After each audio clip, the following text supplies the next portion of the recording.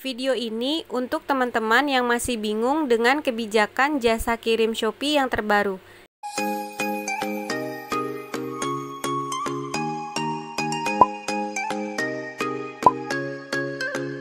Seperti yang sudah sama-sama kita tahu, per tanggal 15 kemarin Shopee merubah kebijakan tentang jasa kirim, di mana sekarang pembeli hanya bisa memilih tipe layanan saja pada saat checkout.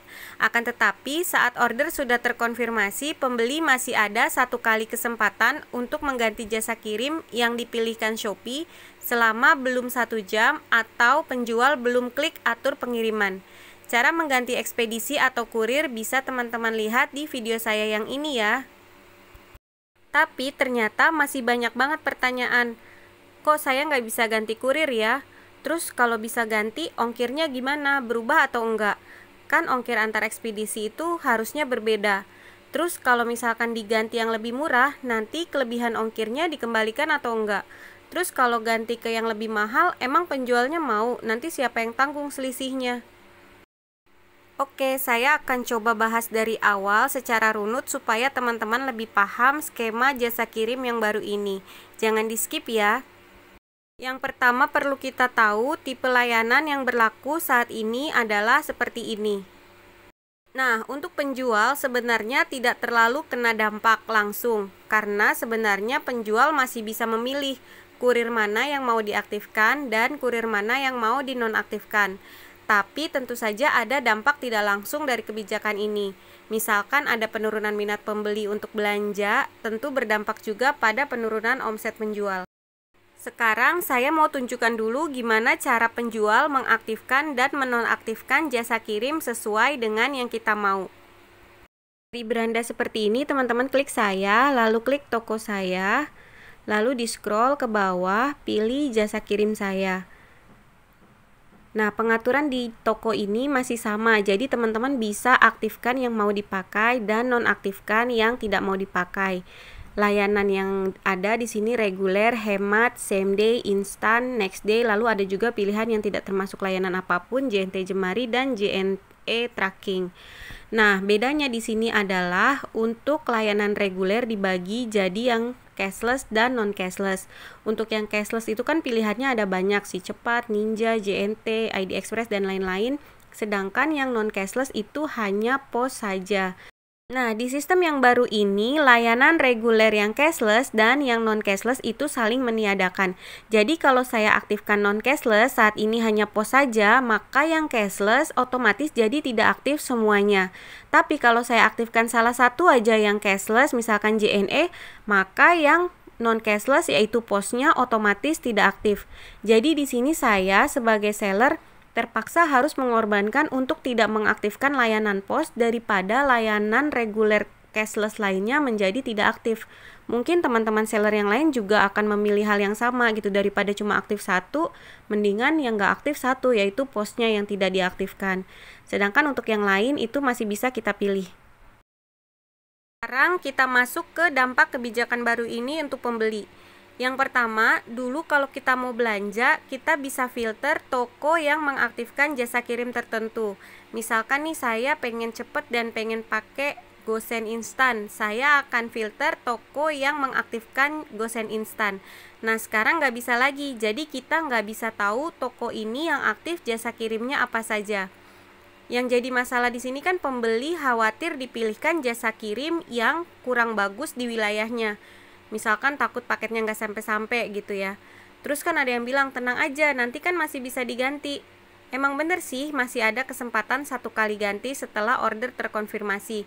Tapi kan kita nggak tahu tokonya ngaktifin ekspedisi apa aja. Kalau ekspedisi yang kita mau ternyata nggak diaktifin sama penjualnya kan sama aja, jadi nggak bisa diganti sesuai mau kita. Yang kedua, seperti yang sudah kita rasakan, tarif ongkirnya menjadi flat. Maksudnya begini, ini saya ada data pembeli dengan alamat di Pangkajene, Sulawesi. Waktu sistem lama, pilihan ekspedisinya seperti ini. Dengan adanya beragam pilihan ongkir, biasanya pembeli akan memilih ongkir yang termurah. Jadi biasanya dipilih pakai ID atau Shopee Express standar dengan ongkir 40.000. Nah, kalau misalkan punya voucher gratis ongkir luar Jawa yang sampai dengan 40.000, berarti biaya ongkirnya 0 rupiah. Dengan sistem baru, semua ekspedisi yang tipe layanannya sama, dalam contoh tadi adalah ekspedisi layanan reguler, saya cek ongkirnya jadi flat 57.000. Sepertinya dalam hal ini Shopee ambil tarif tengah antara yang termurah dan termahal. Jadi kalaupun ada voucher gratis ongkir yang 40.000, pembeli masih tetap harus bayar 17.000. Makanya itu saya ngerti banget untuk teman-teman di luar Jawa ngeluh ongkirnya jadi naik. Nah, saat kita sebagai pembeli check out dengan harga ongkir 57.000 ini, kita kan nggak tahu nih nantinya akan dipilihkan ekspedisi apa. Misalkan ekspedisi yang dipilih Shopee kebetulan JNE reguler. Nah, kalau pembeli tidak request ganti ekspedisi, berarti kan beres ya, yang kita bayar 57.000 sesuai dengan tarif ekspedisinya JNE reguler. Tapi gimana kalau pembeli request ganti ke Shopee Express standar yang cuma 40.000? Ongkirnya berubah juga nggak? Jawabannya enggak, karena kan ordernya sudah kita bayar, jadi ya nggak akan berubah. Dengan sistem COD yang bayar belakangan pun, ongkirnya tidak berubah. Total tagihan yang akan kita bayar tetap sama dengan sebelum ganti ongkir. Loh, kalau kayak gitu terus selisih 17.000-nya kemana? Nah, ini sepertinya adalah sistem subsidi silang. Jadi, kalau pembeli request ke ekspedisi yang lebih murah, selisihnya nanti untuk nombokin kalau pembeli request ke ekspedisi yang lebih mahal. Tapi ini bukan info resmi dari Shopee ya, ini sekedar perkiraan saya saja. Mohon dikoreksi kalau memang salah. Jadi kebingungan terkait ongkirnya berubah atau tidak sudah jelas ya teman-teman. Jawabannya adalah tidak berubah. Kalau memang masih bingung, boleh ditanyakan di kolom komen. Nah, pertanyaan selanjutnya adalah kenapa ya di saya kok nggak muncul tombol ubahnya? Harus kita periksa ulang lagi. Yang pertama, apakah sudah 1 jam? Yang kedua, apakah penjualnya sudah klik atur pengiriman? Tandanya adalah sudah muncul nomor resinya. Terus yang ketiga, tipe layanan yang kita pilih apa? Hemat atau reguler atau yang lain? Nah, yang keempat, kita harus cek juga nih, memang ternyata nggak ada pilihan ekspedisi lain, jangan-jangan jadi nggak ada muncul tombol ubah. Jadi yang bisa kita request untuk ganti ekspedisi itu hanya layanan reguler dan hemat. Kalau teman-teman pilih layanan lain yang instan, same day, atau kargo, itu memang tidak bisa diganti, jadi tidak akan muncul tombol ubahnya. Nah, kalau teman-teman udah pilih layanan reguler atau hemat tapi masih nggak muncul juga tombol ubahnya, ya kemungkinannya yang tadi, apakah sudah 1 jam atau apakah penjualnya sudah klik atur pengiriman. Kalau misalkan dua-duanya belum juga, ya kemungkinan besar memang tidak ada pilihan ekspedisi lain yang bisa kita ganti. Contohnya begini. Kemarin saya coba beli dengan tipe layanan reguler tapi saya menggunakan metode bayar COD. Pas terkonfirmasi, saya dapat kurirnya JNT Express. Ternyata kok nggak muncul tombol ubahnya. Awalnya saya kira memang metode bayar COD ini nggak bisa request ubah jasa kirim. Tapi ternyata masalahnya bukan di metode bayar.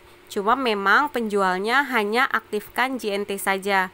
Jadi saat ini kurir yang bisa COD di Shopee kan cuma ada 3 ya. JNT, ID Express, dan Shopee Express Standard. Kalau penjualnya aktifkan ketiga-tiganya, tentu kita bisa request untuk ubah jasa kirim. Tapi misalkan yang dia aktifkan adalah JNT, si cepat, JNE. Sementara yang bisa COD ya memang cuma JNT. Pasti otomatis yang akan dipilih Shopee adalah JNT karena kita milihnya pakai metode bayar COD. Jadi nggak bisa dirubah karena memang nggak ada pilihan kurir COD lainnya. Contoh yang kedua, saya coba beli dengan layanan hemat dan metode bayar Shopee Pay Later. Dapat kurirnya si cepat halu. Loh, kok ternyata setelah terkonfirmasi nggak ada tombol ubahnya juga ya? Lagi-lagi awalnya saya pikir karena metode bayarnya yang bermasalah. Ternyata bukan. Di tabel bisa kita lihat nih, layanan hemat cuma ada 2 jenis kurir, si cepat halu dan JNT ekonomi. Rupanya toko tempat saya belanjain untuk layanan hemat itu hanya aktifkan si cepat halu. Jadi ya nggak bisa diganti karena memang nggak ada pilihan kurir hemat lainnya. Nah, terus untuk kedepannya gimana ya? Kalau cuma ngeluh aja kan nggak akan nyelesain masalah nih. Solusinya gimana kira-kira supaya meringankan dampak yang terjadi akibat adanya kebijakan yang baru ini? Nah, untuk yang pertama yang masalah tarif ongkir flat itu kita nggak bisa apa-apa karena memang udah kebijakannya seperti itu.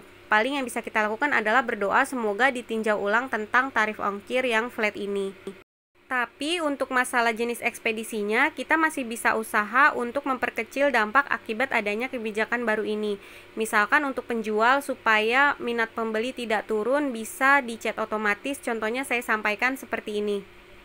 Lalu untuk pembeli yang memang khawatir dapatnya ekspedisi yang di wilayah teman-teman itu nggak bagus performanya, bisa kita usahakan sebelum berbelanja, tanya dulu ke tokonya. Apakah jasa kirim yang ini aktif? Kalau misalkan dia bilang aktif kok kak, nah kita pas order tulis catatan, tolong jangan diproses atur pengiriman dulu kalau misalkan jasa kirimnya bukan yang X ya, karena saya mau ganti dulu jasa kirimnya. Memang jadi sedikit lebih ribet ya, karena kita harus tanya-tanya dulu kira-kira bisa nggak ganti ke kurir ini. Tapi daripada kita langsung order lalu nggak bisa dapat kurir yang kita mau kan kecewa. Mendingan ribet di awal tapi masih bisa kita milih kurir yang kita mau. Oke, sekian dulu sharing dari saya. Semoga lebih jelas dan kalau misalkan sharing ini bermanfaat bisa teman-teman share di seluruh media sosial teman-teman. Terus kalau misalkan masih ada yang mau ditanyakan boleh tinggalkan komentar. Terima kasih sudah menonton videonya sampai habis. Tetap semangat dan tetap jaga kesehatan ya.